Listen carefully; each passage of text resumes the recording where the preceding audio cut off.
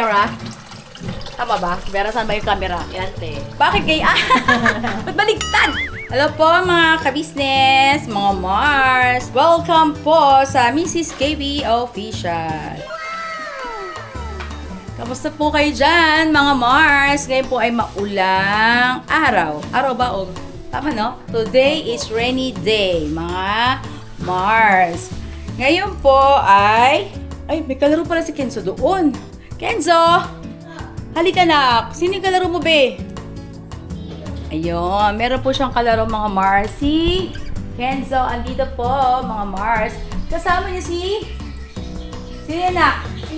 Si Gio po. Pati ka muna sa mga kabisnes natin. Hello po mga ka-business. Mga Mars. Mga Mars.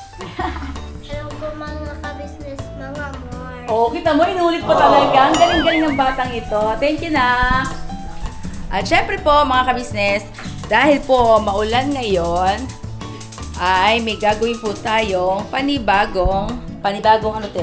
Menu. Ang gagawin ko po ay yung natira po naming pastil kahapon, kagabi po ay gagawin ko naman po ay iluluto ko sa sotanghon na may may sabaw. Para naman po ay, kasi malamig po kasi mga kabisnes, mga Mars. Kaya ito po, si Ate Vera. Hello po. Naimbangal daw tayo happy mga ka-business. Kamusta ka naman po, Ate Vera? Okay lang po. Masakit lang po. Ano po, masakit ang ulo ng Ate Vera. Patay ka diya. Bakit masakit, te? Anong ininom gamot? Excuse me po. Nag-advil po ako kanina.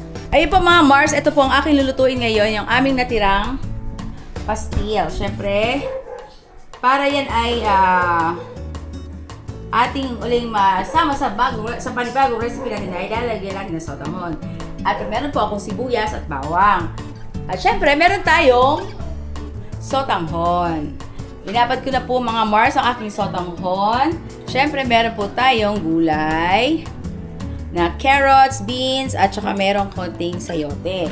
At syempre po, meron din tayong pechay bagyo. Ito po, hinugasan na ni Ate Vera. Wow. Mga Mars, let's go! Let's cook na! Siyempre, unahin natin yung sibuyas para sa yan. Lagyan natin ng bawang. Tama na po yan. Tapos, lalagyan ko rin po pala mga Mars ng ilagang itlog. Ito rin po yung yung nakita nyo rin sa mga ibang mga recipe na sotanghon, soup at tawag nila na may nilagang egg. Ito naman sa akin, sotanghon with pastil and nilagang egg. Siyempre, sasama na po natin yung ating pastil. Chicken pastil. Ano po mga madali si Bert? Hindi naman. Hindi mateng. Wala po. Nanonood po siya. Yan. Kenzo po ay hindi na po yan nagsi-cellphone. Ano daw? Sa TV na lang. Ayun. Nanonood na lang po siya sa TV. Hindi na siya sa cellphone. Kasi, yun nga po, alam naman po natin na bawal sa bata ang matagal mag-cellphone. Naku po, bata, meron sound. Kenzo! Silent muna. Silent muna. Thank you.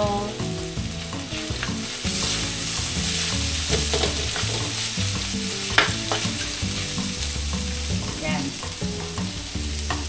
Masarap kasi po ngayon ay humigop ng sabaw. Ito po ang naisipan kong lutuin. Yan. Siyempre, nagpainit na rin po ako ng tubig para madali siyang kumulo. Maganda po yung yung pinabili ko kay Ate Vera na brand ng sotanghon. Tips lang po, mga ka-business, ito po, share ko na rin po sa inyo.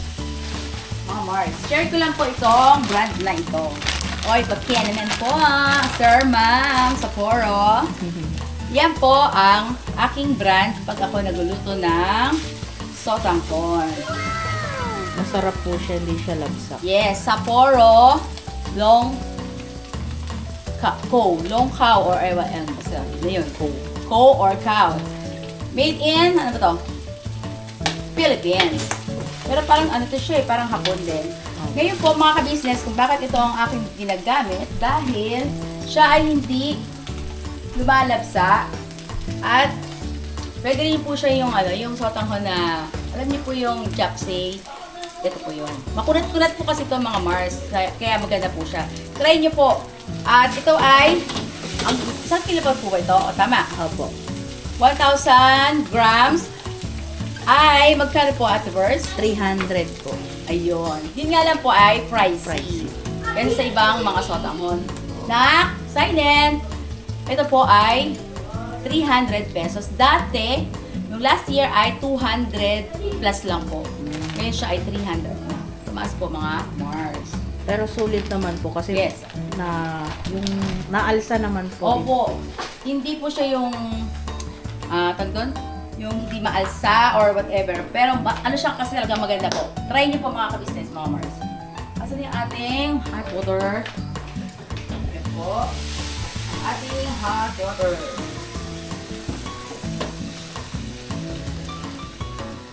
Wala lang po kasi kami nung ano, yung tag doon, chicken stock ba yung tawag doon? Opo. Wala po ako ngayon doon. Ngayon, syempre, meron naman po tayong makapangyarihang tawag dito. Chicken. Makapangyarihang chicken bouillon. Yan. Kasi yung pinakasabaw po ng ating pastil kagabi, inilagay na rin dito. Kaya wala po tayong chicken stock. Ang ating itlog ay pakulo na. Tatakpan po natin yan, mga Mars. Para madali siyang kulo. At meron pa po akong extra doon na mainit na tubig. Yan. Siyempre, lalagyan na natin siya ng... Okay, meron ko lang ko siya na. Tama-tama po pala yung ano te, yung pastil dyan sa ano. Patama. Kasi yung kulay niya pang ano na talaga, chicken soup. Ay, Ayan. Chicken ano soup. na. Chicken soup. Sotanghon soup. Ate Ben, natawag ko sa iyo, ha? Hindi, joke lang po yun. Lalagyan ko po siya ng isang kutsarang chicken powder. Yan. Okay na po yan. Luto na yung lugar ko, te. Luto na yung ulo ko, te. Hindi pa kuya pong eh. Hindi pa luto. May order ka ba? Meron. Saan? Ito ulit ko, 2 kilo. 2 kilo? Kilo. Anak ka, di pa ako. Pag 1 kilo lang po kuya Bong. Maubos mo yun? Oh, may bukas pa naman. May extra pala Ay, te. siyempre, wala ka nagluto ng kain, extra. Kuya Bong, anong gusto mong lutuin natin sa susunod? Yung gusto mong ulam? Sige, lutuin natin. Ito ka Kuya Bong. Dali, ikaw yung guest ko sa ano, Mars. Ha? Alam, gusto mong lutuin Kuya Bong sa na ulam. O yan. Yung paborito mo talaga ha? Baboy! Hindi, anong maluto? Asa ba natin sa tayo? Tayo, inaaway, hindi ba tayo? Yan, ka, ha? Pera. Mga baboy ka. ah. Maayos. At po mga Mars, ilalagay ko na yung sotanghon. Hindi, Yan. hindi sa tamon yan. Sotanghon to po. Hindi puti. Yan. Kasi maulan, kaya kailangan tayo merong sabaw, mga Mars. Malamig na sa gabi. Wala akong kayakap eh. Oh. Nagpapaingit eh. Magano ka na, magpamain ka na. Nagpaparinig si ate. Nagpaparinig eh. Ikaw tong nagpaparinig eh. Ikaw daw ang nagpaparinig. Ano daw request mo Kuya Bong? Sabi ni ate. Ano mo naman anong paborito ko? Yun, mga Mars. Alam niyo po ba yung paborito ni Kuya Bong? Sino po ang nakakaalam? Comment down below. Kung ano ang paboritong Ulam. ulam ni Kuya Bong, mga Mars. Marami nakakalam nyo, marami yan. Marami na lang po nakakaalam. Nakakalam yun, dami na. Please comment below. Oy.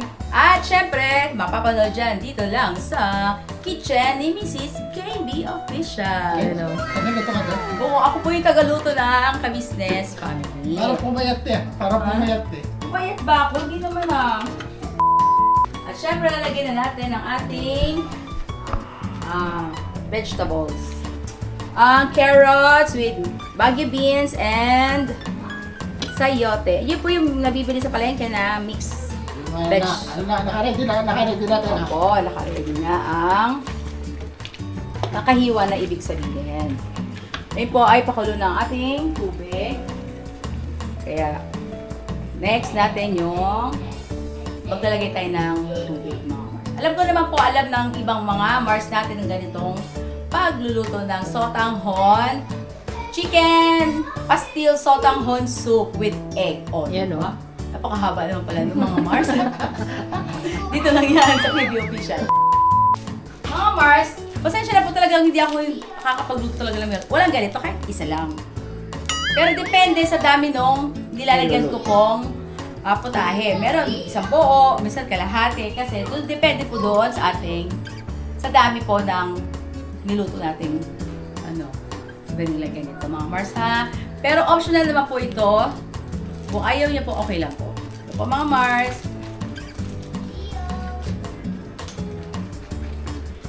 Ito po ay, yung kalahati lang kasi meron tayo kanina chicken bouillon. Yan, kalahati lang. At syempre, meron tayong lalagyan natin ng salt. Konting salt. Pero, dito ba din natin mamaya pagka meron ng sabaw. Yan, ganito lang muna. Konti lang muna. Patayin ko muna po kasi yung tubig natin ay pakulo pa lang.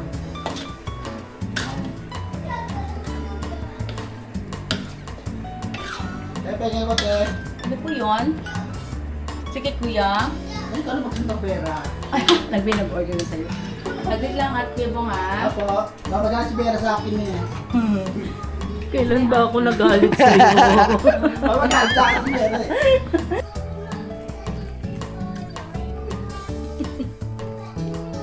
Opo, wait lang kuya Kenzo.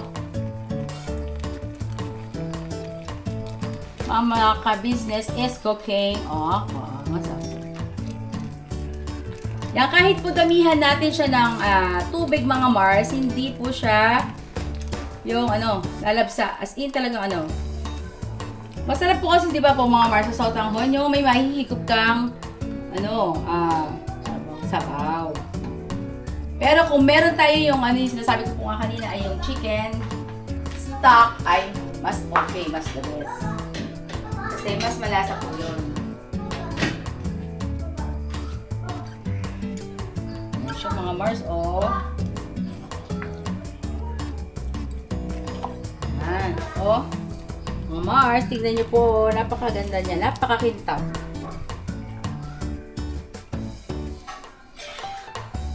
Minsan po ay, yung binibilad po namin ito ay nauubusan din. Siguro marami na rin pong gumagamit ng ganitong brand. Opo. Yung kulay po na ito ay yung Atsuete. Kaya meron siyang parang kulay yellow, mga Mars.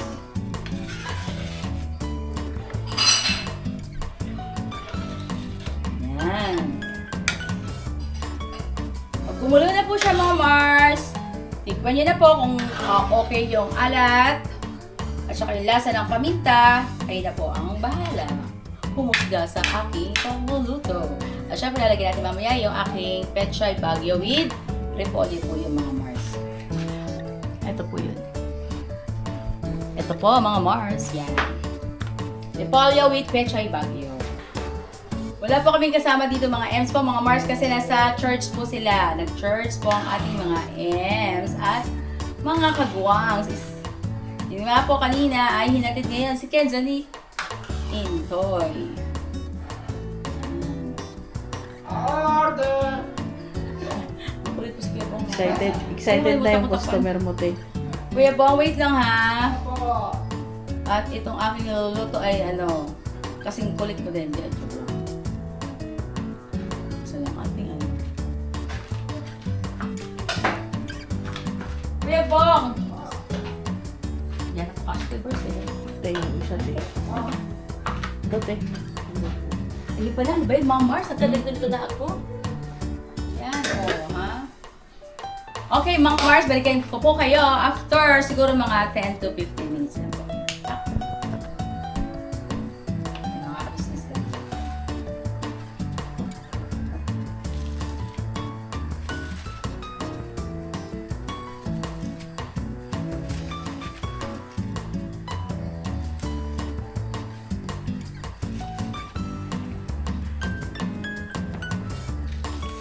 po mga Mars, ayan na, nilagay ko na po ang ating Peche Baguio with repolyo. Siyempre, ang next natin ay ilalagay natin yung egg. Siyempre, babalatan muna natin mga Mars.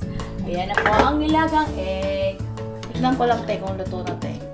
Oh, paano mo na? Hindi natin. Ito po, pag inangat mo po siya, te, tapos natuyo siya agad. Hard-boiled din na yan. Patingin, gano'n ba yun? Opo. Pero pagkabasa ate Verse. Ay, may tao pala dito, joke lang. Hello po. Ayan po. Mga mare, Yes. dumating po si Kumaring John. Yun, si Mars Jun. Nakaamoy po ako ng ano. Nang-usapin. Wala ka dyan! Wala ka dyan! Si Mars. Wala ka dyan! At yun po mga Mars, ito, meron ako napansin kay... So, ang bilis ang switch ng yari ta kayo, editor. Ito po mga Mars, napansin ko si Ate Vera. Kinuha niya yung iglog, yung egg. Sabi ko, ba't niya nilagay pa sa kutsara? Yung pala, may ano siya dito, meron siyang konting kaalaman natin mga Mars. Tignan niyo po. Ano po yung sabihin mo, Ate Vers? Ito po, pag inangat mo po siya galing sa tubig, ganyan, matutuyo po siya agad. Ibig sabihin po niyan, hard-boiled egg na siya. Yes. Tuyo na yung tubig sa ilalim. Hindi po, ito po yung itlog. Ah, yung itlog! Hindi kasi siya galing siya dito papunta doon natuyo na siya. Ah, yung mismong balat ang matutuyo. Ayun. Kapag hilaw pa ay basta pa rin yung balat. Ganun pala ang pagluto at pag-check ng hard-boiled o egg ni Ate Vera. Ayan. Pwede po, mga Mars, dito rin si Ban. Business! Magandang hapon po. Yan. Tapos lang namin galing sa church. Yun. Tapos po mga ka-business, mga Mars, syempre, babalatan na natin ang itlog ni Ate Vera ng hard-boiled at ilalagay natin dito mga Mars, ha? Yun po, thank you po mga Mars sa inyo pong walang sawang suporta sa Mrs. KB Official. God bless po natin lahat. Yan. Salamat po ng marami. Nag-outro na si Kuya Bay. At syempre po, pakisuporta. Wait lang. At pakisuporta po natin mga Mars, si Mr. Ka-Business Official. Ganun din ang ating Papa Dids TV, Ka-Business Family. Ganun din po ang ating mga kagwangs ng kanilang mga YouTube channel. Syempre, ang ating Lito and Vera Official. At syempre, medyo kagwang. At yung kay Daryl po, pakisilip nyo na rin po, mga Mars. At syempre, ang lahat ng ating mga reactors. Yes po. Si Anime Angel. Huwag niyo pong kalimutan, supportahan syempre ang Anime Angel na si Ate Bebang ang YouTuber na doon. Yan. Thank you so much po mga Mars. Hanggang sa muli nating pagkikita dito sa Mrs. KB Official. Never say goodbye. Tomorrow is another day. Okay po. Tira, banat, todo. Kain na. Kain na tayo sa maulang araw ngayon. Thank you po. God bless us all.